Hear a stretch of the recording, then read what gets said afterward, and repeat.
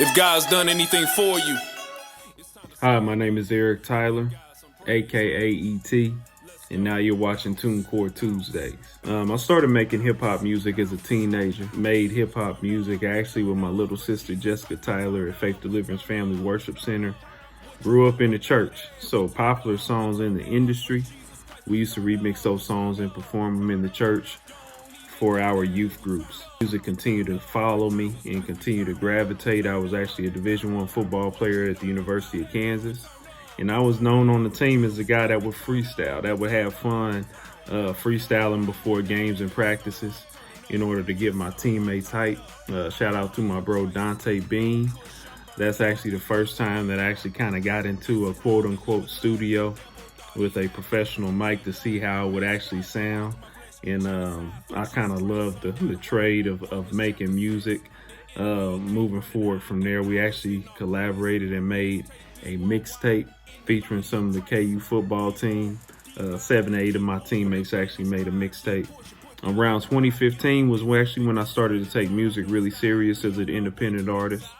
I really wanted to leverage my music to potentially be heard all over the country and also all over the world. That's when I actually became knowledgeable about TuneCore, and now my music has combined 8 million organic streams worldwide. So around 2015 is when I really started to take it really serious, and now I'm just going to continue to keep pushing to see where I can go from here. As an independent artist, the biggest struggle that I went through was effectively knowing how to market and also how to promote my music. I'm a big proponent of learning from your mistakes, and that's exactly what I had to do, because I had to learn how to grow my fan base through Facebook. I had to learn how to grow my fan base through Instagram. And I think learning those skills in the process of becoming an independent artist and growing and maturing has definitely improved my success along the way as well. Starting out, my main method of promoting music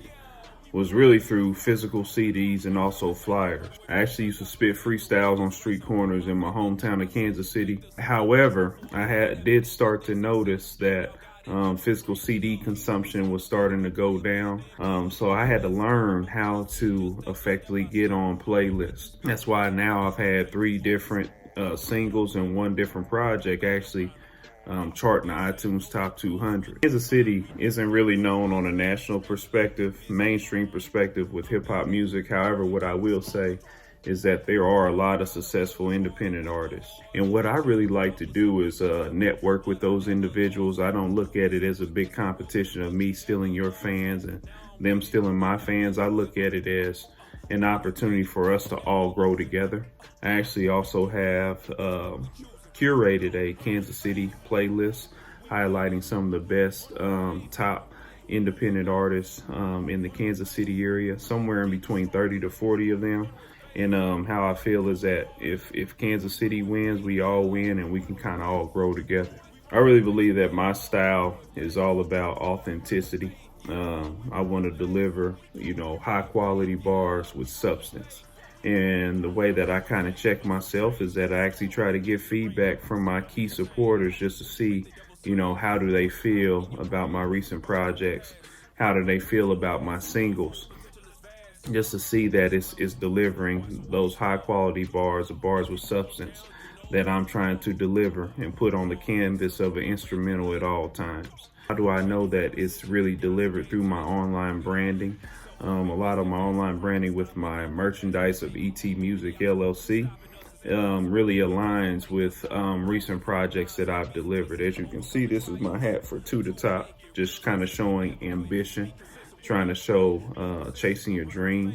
This is actually one of my tank tops, GDE, for game day execution, focusing on the main mission of that album of practice, pray, and execute in order to compete at this game of life. TuneCore has been great for my career as an independent artist. It's actually given me the opportunity to take advantage of worldwide distribution, to have my music streamed all over the world and potentially downloaded all over the world. It's really given me the opportunity to really grow and expand my fan base not only domestically but also internationally as well too. I really enjoy a lot of the topics that's with the blogs that they represent, kind of understanding and identifying what are the current trends within business and also the business of music, and how us as independent artists can really navigate that. I have really utilized TuneCore from a distribution perspective to potentially take my music to the next level, to see how far I can potentially take my music.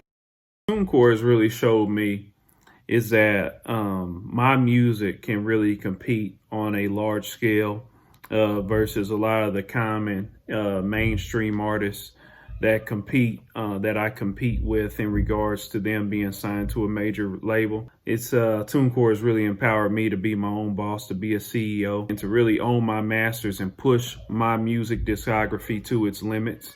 I really enjoy utilizing my music platform to try to take it as far as I can potentially go.